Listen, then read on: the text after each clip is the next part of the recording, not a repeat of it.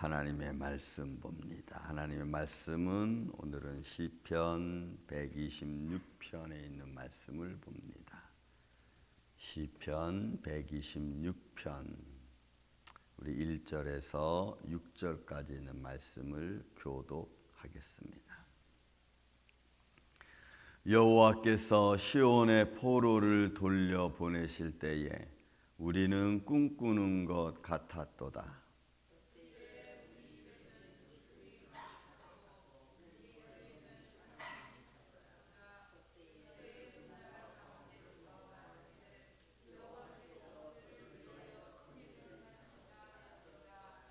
여호와께서 우리를 위하여 큰 일을 행하셨으니 우리는 기쁘도다.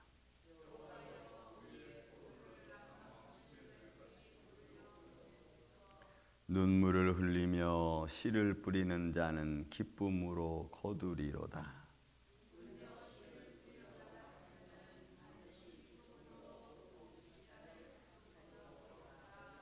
아멘.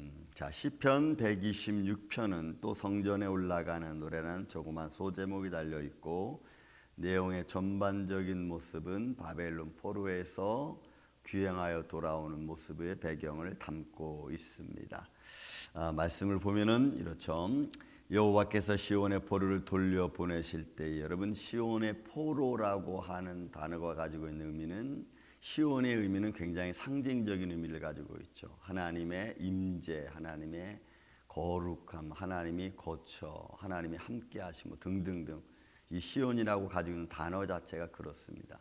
근데 시온의 포로를이라고 하니까 이는 하나님의 백성들을 의미하는 거예요. 하나님의 백성들을.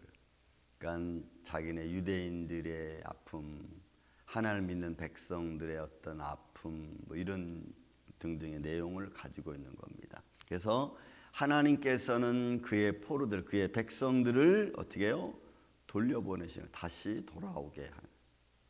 그 시간 속에서 담겨 있는 사람들, 시온의 포로들은 하나님의 역사하심에 따라서 진행되어지는 과정 속에 놓여 있는, 그리고 또 그들의 전반을 가르고 있는 것 중에 하나는 하나님을 향한 마음을 가졌을 때와 갖지 않았을 때의 현실감에서 느껴지는 그들의 모습이 또 담겨져 있죠. 그러니까 여러분, 저와 여러분은 하나님을 믿는 하나님의 사람인가 동시에 또한 세상에서 능히 우리가 감당해야 될 그런 일이 있죠. 우리의 삶의 과정 속에서 어둠의 세력을 이기고 주님 앞에 믿음으로 나아가는 그런 모습이. 그래서 이럴 때 마치 뭐와 같냐면 우리가 꿈꾸는 것 같다. 그래서 꿈꾸는 것 같다.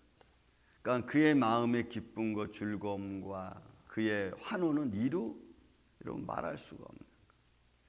제가 대학교 때 아주 좋은 그 베르디 합창을 하나 접한 것이 있었는데, 그 대학교 1학년 때 저희가 찬양단에 있었는데 그때 베르디의 히브리 노예들의 합창이라는 찬양을 부르게 됐어요. 그 유프라테스 강가에 이스라엘 백성이 포로들이 모여서 목 놓아 울부짖던 그 모습을 베르디가 찬양으로 그 가사로 쓴 건데, 참 구슬프면서 감사하는 모습을 제가 그 베르디 히브리 노예들의 합창이라고 하는 찬양, 그 노래를 부르면서 한번 느낀 적이 있습니다. 아, 이들의 마음이 이렇었겠구나라고 하는 걸 조금은 그 노래를 통해서 느낄 수가 있어요. 여러분, 우리도 일제 36년의 시간을 건넸죠. 많은 또 어떤 그 아픔을 가진 민족들의 그 슬픔은 여러분 말로 다 표현이 안 되죠.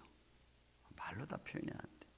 그러니까 지금 이 시편 기자는 하나님의 백성들이 하나님을 잃어버리고 성전 중심으로 살아가던 백성들이 자기들의 중심의 근원인 성전은 다 파괴되어지고, 그리고 전혀 알지 못하는 이방인의 나라 가서 이방인의 성전을 바라보며 살다가 다시 또 하나님의 돌아오는 손길을 가진 이런 백성들이 포로로 끌려갔다가 없어지지 않고 다시 자기 나라로 돌아올 수 있다는 것은 이건 기적과 같은 거죠. 사실은 있을 수도 없는. 그래서 이스라엘 백성들이 출애굽한 것도 역사적으로는 이거는 거의 상상할 수 없는 불가능한 일이죠. 그러니까 이런 모습을 바라보면서 느끼는 이 이스라엘 백성들의 포로 귀환은 그야말로 환상 중에 환상이에요. 그 1, 2차, 3차의 포로 귀환이 이루어지죠. 539년부터 시작해서 이제 스룹바벨과 예수아가 이제 돌아옵니다. 그들이 돌아오면서 정말 하나님의 영광과 찬양을 갖죠. 2차 포로였던 에스라가 돌아올 때는 고레스 왕의 칙령을 따라서 그동안 성전에서 빼앗겼던, 그래서 바벨론으로 옮겨왔던 성전 기물들을 다 또 가지고 돌아옵니다. 가지고 돌아오면서 많은 또 어려움도 겪죠. 꿈꾸는 것 같아. 그러니까 자기가 잃어버린 삶에서 다시 귀환해서 돌아온다는 것은, 이거는 여러분 하루 이틀에 되려지는 일이 아니고, 그죠? 70년이 흐르고 또 70년에서 1차 포로 이후에 또 10년 이상 흘러서 또 2차 포로가 돌아오고 또 10년이 또 흘러서 또 3차 포로가 돌아오고, 이런 시간의 간격을 두면서 그들이 돌아오고 또 돌아올 때에 그냥 돌아오지 않고, 여러분 한 살 때 간 사람이 벌써 여러분 예를 들어서 얼마나 됩니까? 70년이 지나면 70세. 중간에 거기 난 사람들 중에서 또 시간이 흘러서 막. 그때 우리의 입에는 웃음이 가득하고 우리 혀에는 찬양이 찼었도다. 그러니까 아주 곤란 중에 곤란에 빠졌을 때, 어려운 환경 중에 환경에 빠졌을 때 거기서 헤쳐나올 수 있는 과정을 겪는 감사와 기쁨은 그 이루 말로 표현이 잘 안 되는 것 같아요. 저도 그랬으니까 표현이 잘 안 되는 것 같아요. 회복이라고 하는 말이 얼마나 중요한지를 저는 새삼 깨닫게 됩니다. 너무너무 아픈 사람이 치료가 되어지고 건강한 모습을 갖는다는 것, 너무 힘들고 어려운 환경에 처했던 사람이 갑자기 좋은 환경으로 바뀌어질 수 있다는 것, 이런 회복이라는 단어가 가지고 있는 의미와 힘은 굉장히 큰 것 같아요. 막 절망 중에 있던 사람이 갑자기 희망을 바라볼 수 있는 어떤 요소가 생기면은 그거는 무엇과도 바꿀 수 없는 감사와 기쁨이 흘러넘치는. 그러니까 그들의 혀에는 찬양이 끊임없었습니다. 하나님을 향한 경외심이죠. 아마 이런 그 감사와 기쁨 때문에 에스라서 10장에 나와 있는 결과물들이 나오지 않았을까 싶은 생각이 들어요. 저는 에스라 10장을 읽으면 지금 현장으로서 여러분 불가능합니다. 100% 불가능합니다. 인간의 입장에서 보면. 신앙의 힘으로는 가능하지만 인간의 힘으로는 100% 불가능. 왜냐하면 결혼한 가정, 이방인과 결혼한 가정이 다 이방인을 돌려보내, 자녀들까지. 여러분 이게 어떻게 가능할 수 있겠어요? 그래서 에스라서에 보면은 반대하는 사람들도 굉장히 많아요. 다 제사장 계열에 있던 사람들. 한쪽은 우리가 이렇게 행하자라고 결정을 내리고, 어떤 사람은 안 된다, 그건 너무 힘들다, 그건 불가능하다, 반대하는 사람이. 그러니까 그들이 영적으로 회복하고 하나님을 올바르게 섬기려고 하는 마음의 그 요소가 어마어마하게 강해요. 아마 그런 데서 율법학자들, 바리새인들이 나오지 않았을까 싶어요. 왜냐하면 고지고대로 가는 거예요. 하나님이 말씀하신 말씀을 율법, 그러니까 문자적으로 행하려고 하는 거예요.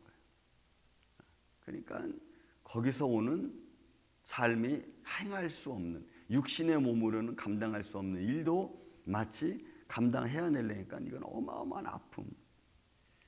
왜냐하면 이런 이 감사와 기쁨이 너무 충만한 거예요. 그러니까 그것으로는 죽음도 불사하는 거죠. 죽음도 불사한다는 마음을 가지면 뭔들 못하겠어요.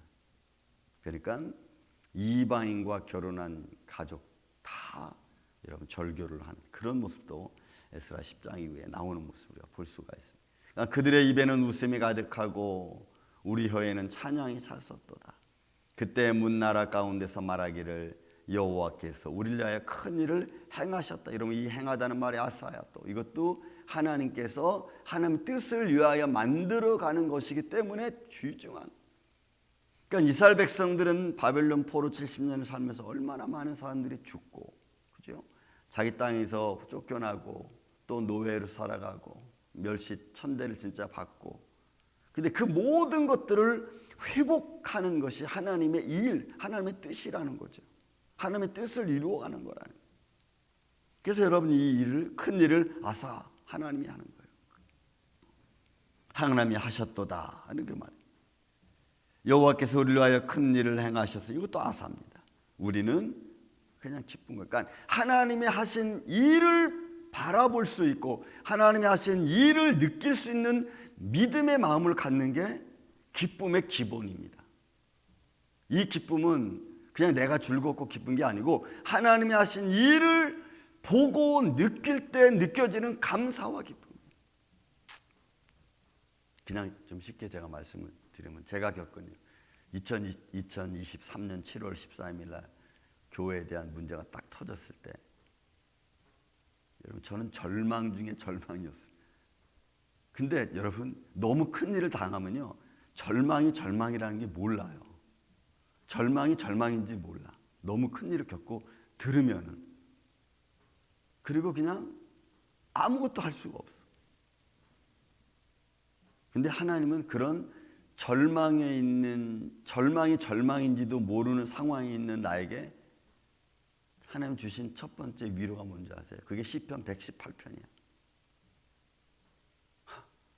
여호와 하나님이 내 편이 되사 나를 돕는 자들 중에 계시니 나를 미워하는 자들에게 보응하시는 것을 내가 보리로다. 여호와께 피하는 것이 사람을 의지하는 것보다 낫고 여호와께 피하는 것이 군관을 의지하는 것보다 낫다.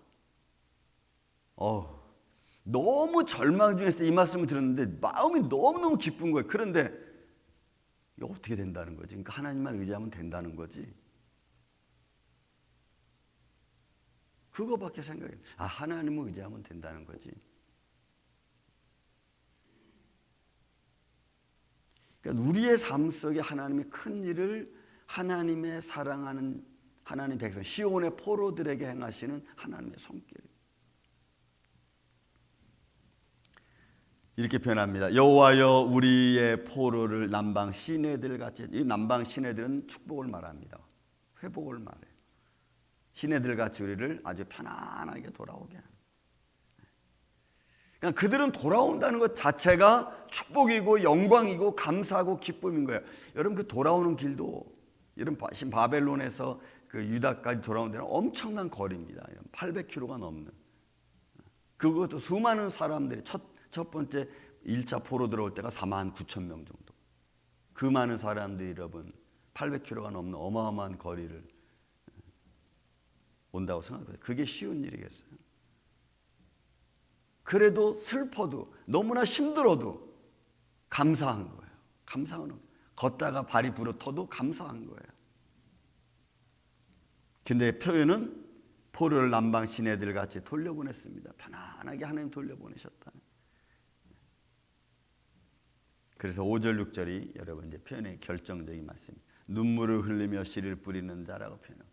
여러분 눈물을 흘리며 씨를 뿌리는 것은 우리가 막 힘들게 난 뿌린다는 그런 의미도 있지만 이 내용 배경적인 설명에서 이 말씀을 보면은 눈물을 흘리며 씨를 뿌리는 자는 여러분 아픔과 고통 속에서 견뎌가는 걸 말해요. 편안한 땅에 살다가 여러분 전쟁으로 말하면 수많은 사람이 죽고 그리고 또 포로로 끌려간 그런 속에서도 뭘 지키는 거예요? 하나님을 바라보는 믿음을 지키는 거예요. 그게 여러분 씨를 뿌리는 것과 거기서 자손을 낳고 여러분 느헤미야도 보고 또 예레미야도 보면 너희는 예레미야 선장 뭐래요? 너는 바벨론 왕을 섬겨라. 그러니 여러분 그 말이 유대인들에게는 얼마나 고통스러운 말입니까?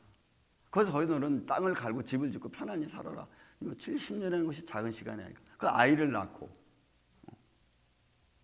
그러니까 눈물을 흘리며 씨를 뿌리는 게 배경적인 설명은 그런 거예요.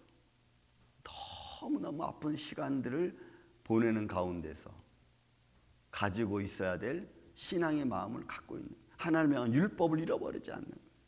그러면 어떻게 한다고요? 그러면 결국에는 기쁨으로 거두온다. 그러니까 하나님이 그들을 회복시켜주는 거죠. 이끌어주는. 반복적인 설명을 표현합니다. 울며 씨를 뿌리러 나가는 자. 이것도 마찬가지. 여러분 씨를 뿌리지 않으면 결국은 다 죽는 겁니다. 울며 씨를 뿌리는 것은 아픔과 고통 속에서도 그것을 견디어가는 삶의 현장을 말해요. 제가 말씀드렸죠. 여러분, 우리 순교자들은 순교를 당할 때 그 아픔과 고통 이루 말할 수 없어요. 그죠? 주기철 목사님도 어머니와 같이 헤어지는 게 너무나 힘들었고, 어머니 앞에서 어머니 나 너무 힘들고 아파요, 너무 고통스러워요 라고 하는 말을 뱉었던 그런 기록, 주기철 목사님 책에 보면 그런 게 쭉 나와요. 순사람 말만 들으면 그냥 막 경기를 일으키는 거예요. 왜? 감옥에 들어가서 그 순사들한테 고통당한 게 너무 힘드니까, 너무 아프니까, 힘들었으니까 순사람 말만 들으면 그냥 막 두리번. 그러면서 뭘 지켜요? 믿음을 지키는 거예요. 이게 여러분 울며 씨를 뿌려 나가는 자예요. 그리고 반드시, 가지고 나사라고 하는 이 단어는 가지고 오는 거, 반드시, 그러니까 결과가 있는 거죠. 믿음을 끝까지 지키는 자에게 주시는 하나님의 축복. 그래서 여러분, 우리가 마지막 때 믿음을 지키는 것이 구원의 가장 요소 중에 하나죠. 요소 중에. 어떤 상황 속에서도 사랑하는 이 아침의 성도 여러분, 저마다 저와 여러분이 당하는 현실이 다 다르겠지만 정말 은부의 구덩이에 내가 빠져도 주님을 향한 믿음의 마음을 우리가 잃지 않고 부활의 신앙을 갖고 우리가 견디고 있을 때 하나님은 하나님의 때, 그죠? 그때 하나님 우리를 구원해 주시고 또 그 안에서 주시는 평강과 기쁨이 있을 줄로 믿습니다. 오늘도 여러분, 우리는 어떤 일을 또 말란지 모릅니다. 우리가 알지 못하는 곳에 우리를 향해 수많은 기적과 표적을 이루시는 하나님이 계시지만 또 우리가 알지 못하는 곳에서 수많은 기적과 표적과 괴로움과 고통을 통해 우리 고통을 주는 마귀도 여러분 있어요. 그러나 그 모든 과정 속에서 우리 하나님의 손길이 우리의 도피처 되시고 피난처 되시는 복된 하루가 되시기를 주의 이름으로 축원을 드립니다. 사랑과 은혜가 많으신 아버지 하나님, 오늘도 우리는 마치 눈물을 흘리며 씨를 뿌리는 자의 모습과 같을지도 모릅니다. 울며 씨를 뿌리러 나가는 자의 삶을 지금 우리가 살고 있는지도 모릅니다. 주님, 이런 삶에 있다면 반드시 주님의 거룩한 은혜와 손길 안에 거하여 주님 바라볼 수 있도록 주님 인도하여 주시고 기쁨으로 돌아올 수 있도록 우리 마음에 평강을 허락하여 주시옵소서.